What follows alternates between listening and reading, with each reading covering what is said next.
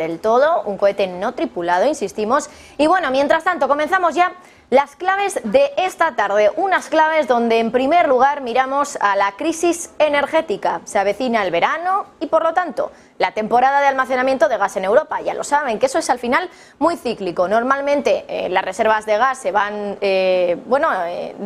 no llenando, sino todo lo contrario, se van vaciando en los meses de invierno para volver a llenarse en verano, que es cuando el gas también está en unos precios más bajitos y cuando además pues toca rellenar esas reservas para utilizarlas en invierno. Y aunque parece que lo peor ya ha pasado en términos de la crisis energética, muchos expertos ya están advirtiendo que el invierno de este año no va a ser como el del año anterior, no va a ser como el de 2022, que este invierno es el que realmente preocupa y no el que hemos pasado, que ha sido un invierno, bueno, pues relativamente cálido, donde no ha hecho falta tampoco tirar demasiado de esas reservas que estaban en torno al 90%.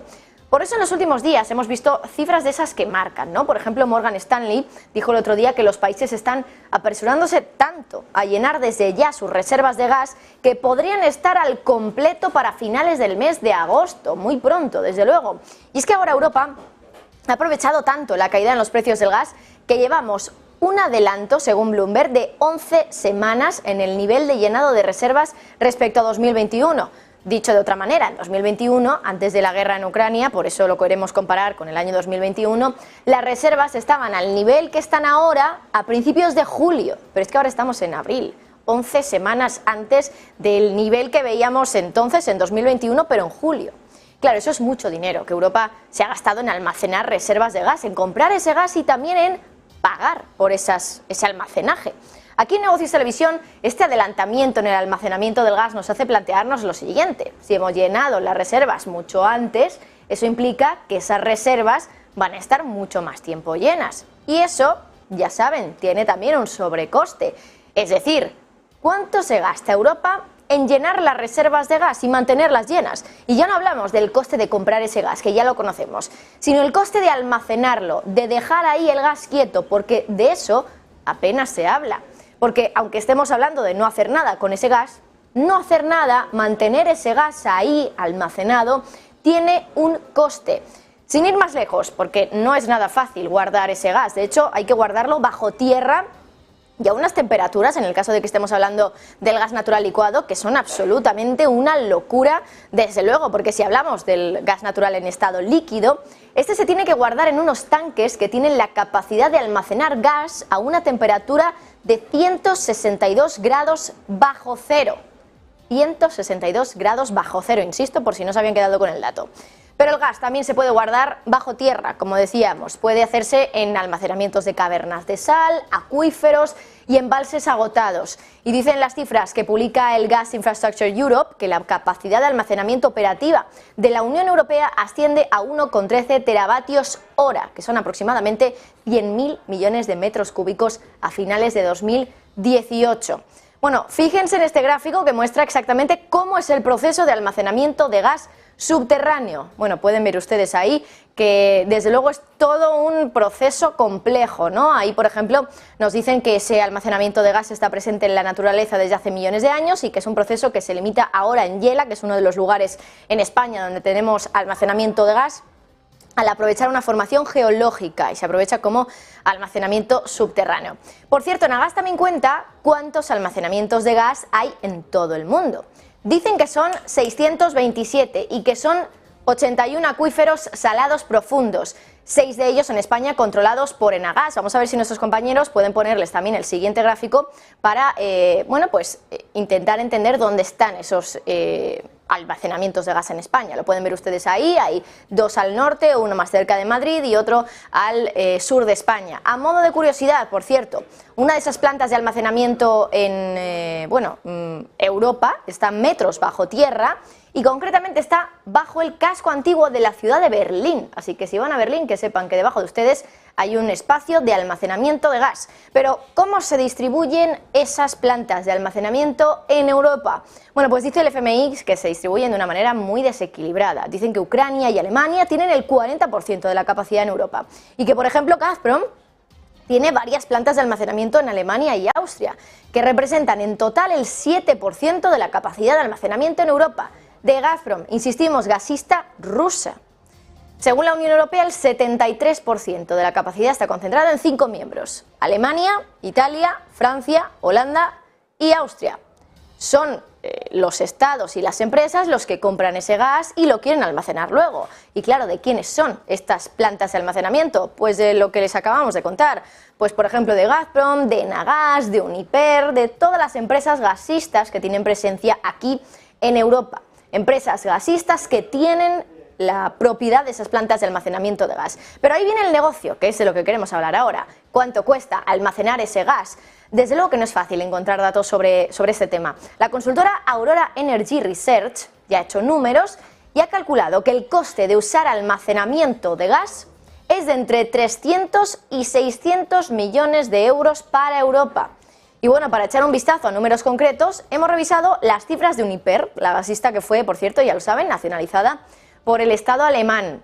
Primero de todo, Uniper y otras gasistas establecen los precios del almacenamiento por subastas, pero aún así la compañía cuenta con una tabla de tarifas, que es la que están viendo ustedes en pantalla, para poder hacernos una idea exactamente de cuánto cuesta almacenar el gas.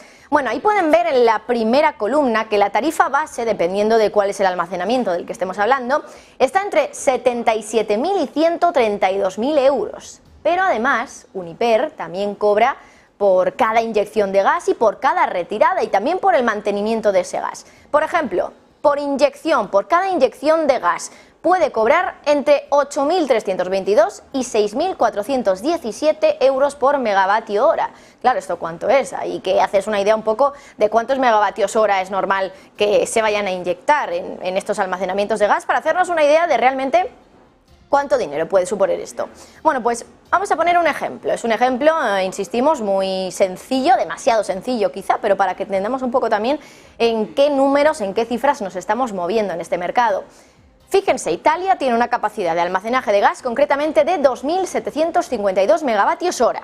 Insistimos que esta inyección de gas se mide en euros por megavatio hora. Así que si inyectamos todo el gas del que tiene capacidad Italia, que esto no va a ocurrir, pero para que nos hagamos una idea, pues esto supondría a los precios de Uniper entre 23 y 17,6 millones de euros. Piensen que los precios de Uniper también indican que se cobra por la retirada de ese gas y también por la capacidad, Working Gas Capacity pone ahí.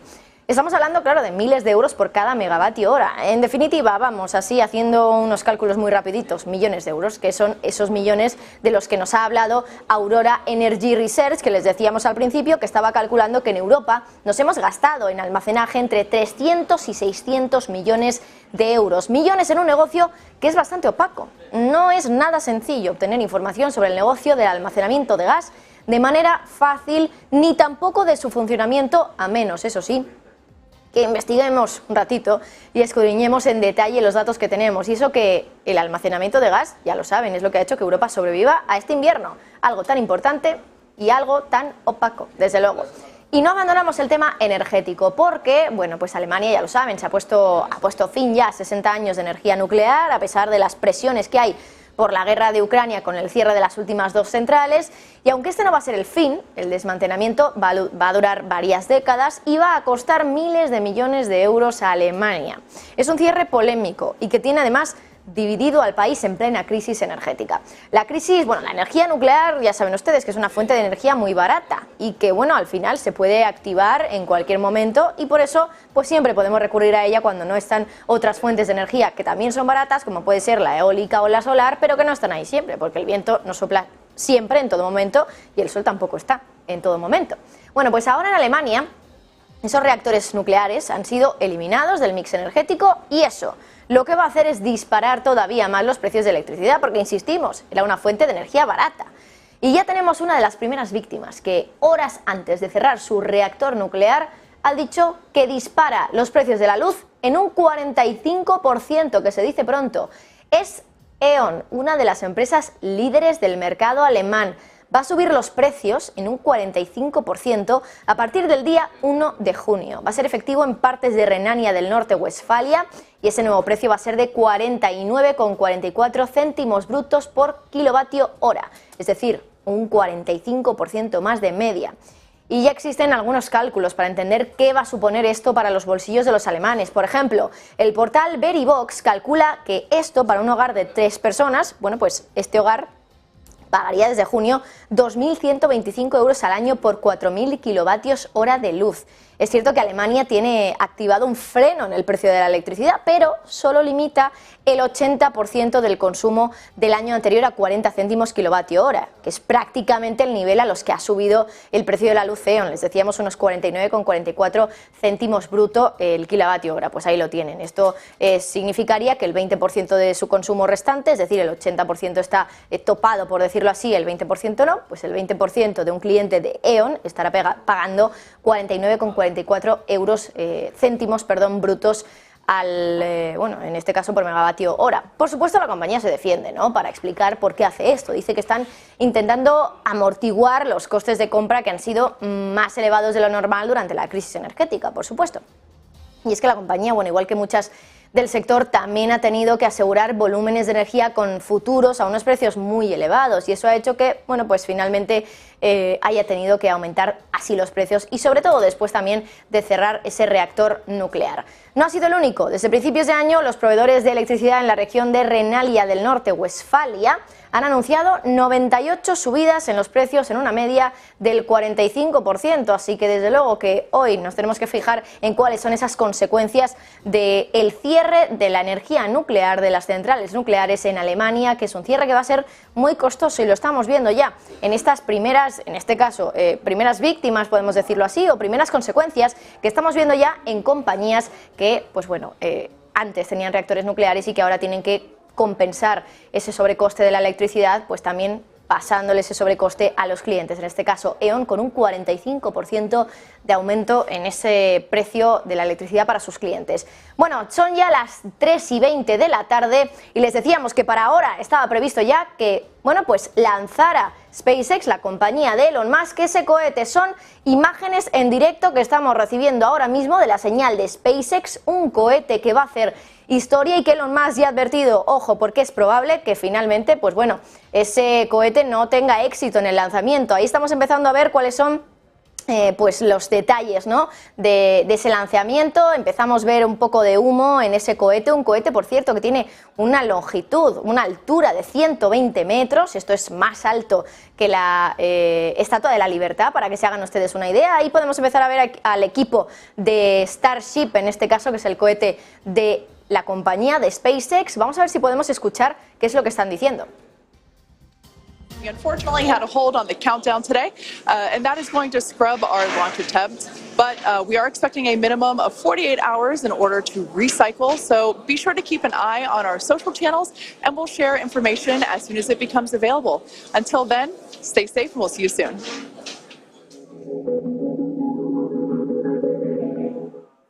Bueno, pues parece que de momento no tenemos imágenes de ese lanzamiento del cohete SpaceX. Vamos a ver si se ha retrasado unos minutos o si el retraso es de más tiempo, porque ya saben que con esto, pues bueno, nos decían que teníamos una ventana de unas 2 horas, así que veremos si finalmente lo lanzan ahora, después esa cuenta atrás que ha comenzado en 40 minutos y que acababa ahora, a las 3:20 de la tarde, y si no, pues bueno, de todas formas teníamos hasta las 4 en esa ventana de 2 horas que decían que se abría a las 2 de la tarde hora española. Bueno, pues vamos a tener a nuestros compañeros pendientes de esas imágenes que nos llegan directamente desde SpaceX para ver en directo ese lanzamiento histórico del cohete más importante, bueno, más poderoso de la Tierra, han llegado a decir, un cohete que, por cierto, va a viajar o lo que se espera es que viaje al espacio y luego pueda volver, porque luego, por ejemplo, en la NASA, por ver un homólogo, tienen el SLS, que es un cohete que sí que sale al espacio, pero que luego cae en gran parte al océano porque lanza su carga útil, que eso es lo que finalmente viaja al espacio, pero el resto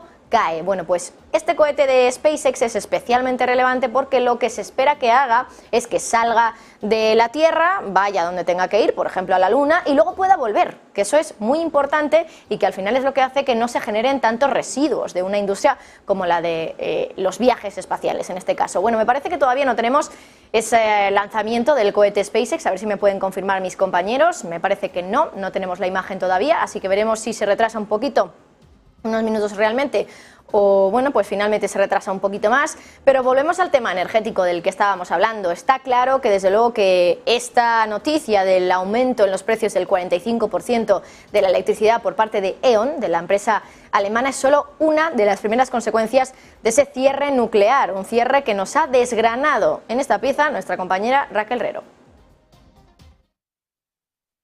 No hay vuelta atrás. El gobierno de Alemania echa el cierre a sus 3 últimas plantas de energía nuclear. Es el fin de una era, en palabras de la empresa de energía RWE, en un comunicado en el que confirma la desconexión de los 3 reactores a la red.